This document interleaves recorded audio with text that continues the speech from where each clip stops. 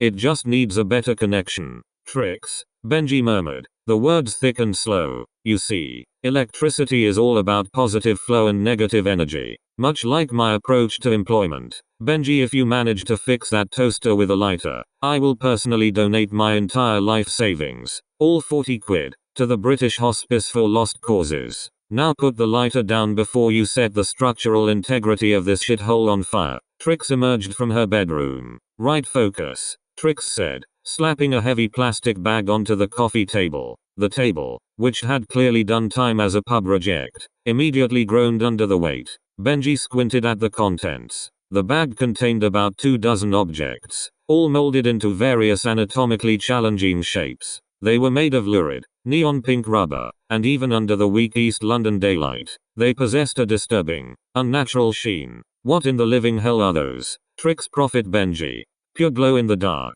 Eastern European Prophet. She snatched one out, holding it up like a priceless artifact. Brought back by that delightful Yugoslavian fella, Milan. Said he got them imported straight from a factory outside Zagreb that usually makes tractor tires. Claims they are indestructible. They look dangerous. Like something you'd find washed up after a catastrophic chemical spill, Benji observed, rubbing his chin thoughtfully, before accidentally singeing a hole in his already scorched tracksuit sleeve. Minor details. Trix dismissed. The USP is the glow. Think about it. Late night, no light. You need guidance. These provide guidance. Plus, they are triple treated for maximum longevity. Milan promised me a 60% margin if I move them all before the end of the week. Benji shuddered. I don't know, Trix. They feel rather too aggressive. I prefer things subtle, like a nice, quiet cup of warm milk and a podcast about the history of municipal sewage systems. Benji was proudly asexual, viewing the whole messy business of physical intimacy with the pragmatic distance of a man observing a particularly vigorous bout of competitive crochet. That's why you're broke and I'm merely temporarily inconvenienced by poverty. Trix shot back, tossing the bag towards her room. I'm going to do a quick quality control demonstration. I need to be able to talk up the longevity to the client base. Be careful, Trix, Benji mumbled, sinking back into the worn sofa cushions. Milan sounded a bit untrustworthy. His eyes darted about like sparrows on amphetamines. His eyes were fine. Benji, you're just profoundly high. Trix slammed her bedroom door. The flat fell into a sticky, semi-silent peace, punctuated only by Benji's labored breathing and the distant siren song of an ambulance screaming down the A10. Benji began humming softly, trying to remember the third verse of the Sewage Podcast theme tune. 5 minutes passed. 10. Then, the piercing sound of a scream sliced through the grim serenity. It wasn't a standard, frustrated Trix shout, the kind reserved for bad phone reception or dry shampoo running out. This was a high-frequency, authentic sound of absolute terror and physical agony. Benji shot upright, dropping the cigarette lighter, which promptly began melting a small, neat hole in the carpet. Trix, you alright? He called, shuffling tentatively towards the closed door. Get in here, you useless twat. Now, and bring the oil, Trix wailed, her voice cracking with desperation. Benji fumbled the door open. The room was dark, the curtains drawn. However, the oppressive gloom was aggressively assaulted by a single, powerful, unholy source of light. It was the size of a small bottle of cheap Prosecco, neon glowing pink, and it was violently lodged where the sun does not shine. Trix lay doubled over on the rug, her face glistening with sweat and tears, looking less like a savvy businesswoman and more like a casualty of war. Oh, God. Oh, Holy Mother of Jesus of Nazareth. Benji whispered, instantly sobered by a sudden, cold dread that rushed up from his stomach. It's glowing. I know it's glowing. Benji. That's the selling point. Now stop admiring the ambience and get it out, Trix gasped, clutching her knees. It went in fine. But now it's like it's got suction cups. It's anchored itself. That bastard Milan. Benji's brain, usually operating on the frequency of a damp sponge, attempted to access his previous professional training. He had been a hospital porter once. He'd seen things. Granted, mostly old men with poorly secured catheters and trolleys full of severed limbs. But still. Right, okay, don't panic. We need lubrication. And gentle persuasion. Benji sprinted to the kitchen, retrieving the only cooking oil they possessed. A half-empty bottle of economy sunflower oil. sticky with ancient grease. Stand back, Trix, he announced, pouring a truly absurd amount of oil onto his hand. He looked like an amateur wrestler preparing for the ring. Just get it out. Benji approached her posterior, the neon pink implement shining like a hellish beacon.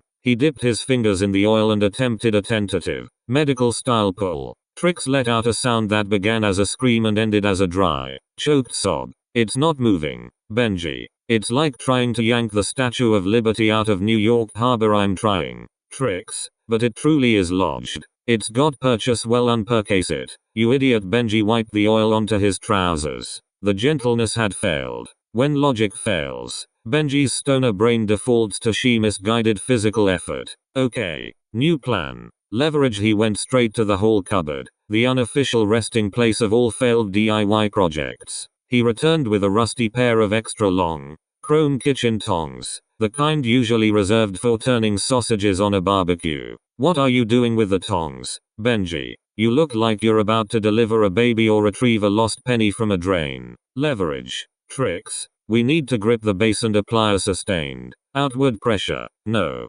tongs. Those are cold, and they'll pinch. It's the only way. Trix, I'll be like a human corkscrew, Benji said, positioning himself. He carefully clamped the tongs around the plastic base of the glowing object. He braced his feet against the skirting board. Trix squeezed her eyes shut. Ready. Benji pulled hard. The resulting noise was a hideous juxtaposition. There was the high-pitched metallic screech of the rusty tongs, the sickening, wet squelch of rubber against viscera, and Trix's shriek of pure, unfiltered, physical trauma. Benji, you bastard. Stop. You're going to pull my kidneys out through my ass. Benji immediately released the pressure, tumbling backward and landing on a pile of dirty washing. The neon pink intruder remained firmly fixed. Sorry, Trix. That clearly wasn't the right angle. Benji scrambled up, his hands shaking. But look, it shifted a millimeter. That's progress. You just inflicted third-degree internal torture on me. I feel like I'm filming a snuff movie for the Eastern Bloc. Trix screamed, clutching her backside with both hands. My god, the Yugoslavian bastard mixed the rubber with industrial adhesive. Benji looked around the room wildly, his pupils dilated with panic and residual narcotics. The light bulb moment arrived, delivered courtesy of 5 separate illegal substances. Wait. The first rule of hospital extraction protocols. No, wait. That was the second rule. The first rule was don't drop the patient. The second rule was counter force. He grabbed a thin, nylon washing line they used for drying socks across the radiator. What in the hell is that? Trix watched him, utterly terrified. We need to apply counter leverage while I pull. You see, if you're straining against me, the muscles won't release. Benji tied one end of the nylon rope around a nearby, sturdy-looking bedpost. He held the other end out. Trix, grab this.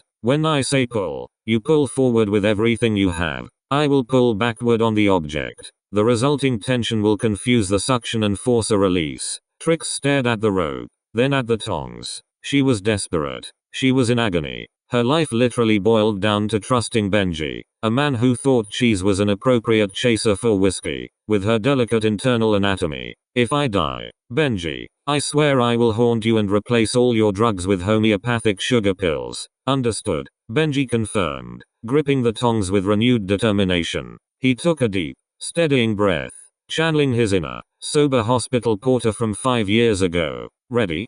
3, 2, 1, pull. Trix. Pull. Trix yelped and yanked the rope forward, dragging herself slightly towards the bedpost. Simultaneously, Benji utilized every ounce of his relatively malnourished frame, hauling back on the tongs with the focus of a man fighting a massive tuna. The force was astronomical. The rope bit into Trix's hands. The tongs bent slightly under the pressure. Trix roared, a sound of such profound, violated pain it rattled the cheap window panes. Benji grunted, his face turning puce. For one agonizing moment, the room was a tableau of medieval torture. Then, with a truly repulsive pop and a final, wet, sickening slurp, the brightly glowing object separated from its host. The projectile, still glistening and humming with unnatural pink luminescence, soared through the air and embedded itself, point first, into the cheap plasterboard of the opposite wall, where it remained, vibrating slightly. Benji staggered back, panting, the bent tongs falling from his hands. Silence descended, absolute and heavy. Trix lay curled up, whimpering. After a moment, she lifted her head, her relief quickly replaced by searing, pulsing agony. Oh my god, Benji whispered, wiping the sweat from his brow. I got it out. I did it. Trix. I removed the foreign body. He looked at her, his eyes shining with the self-satisfaction of a man who had successfully performed a life-saving, if entirely unauthorized operation. Trix slowly sat up, gingerly touching her lower back. She looked at Benji, then at the glowing object stuck in the wall, then back at Benji. Her face was a mask of pure, murderous intent. The payment for this assistance. Benji. Trix rasped, her voice rough. Is that you now owe me 5 minutes of immediate, uninterrupted, utterly silent peace. And then you owe me at least 3 packets of frozen peas. And then, you owe me your life savings, which I assume is still 40 pence and a half-eaten bag of Wotsits. Benji nodded solemnly. Understood, Trix, but you have to admit, that was pretty efficient. Took less than 15 minutes. It felt like I was being stretched on the rack in the Tower of London. Benji. And now, I'm pretty sure I'm incontinent. Trix dragged herself slowly to her feet. Now get the glow-in-the-dark hazard out of the wall and go buy me pain relief. And Benji, yes, Trix Milan is getting a refund, with interest, and industrial sabotage. Benji nodded, already reaching for his meager wallet, a British gentleman ready to fulfill his duties, blissfully oblivious to the fact that he had just committed an act of physical trauma that bordered on criminal negligence, all in the name of friendly flatmate service. He briefly contemplated the glowing object in the wall. Proper good suction on that, though, he mused. Maybe we should upsell the adherence capabilities. Trix threw a cushion at his head, but she was too exhausted to put any real force into it. It landed limply, a soft pink accusation, against his cheek. Motion.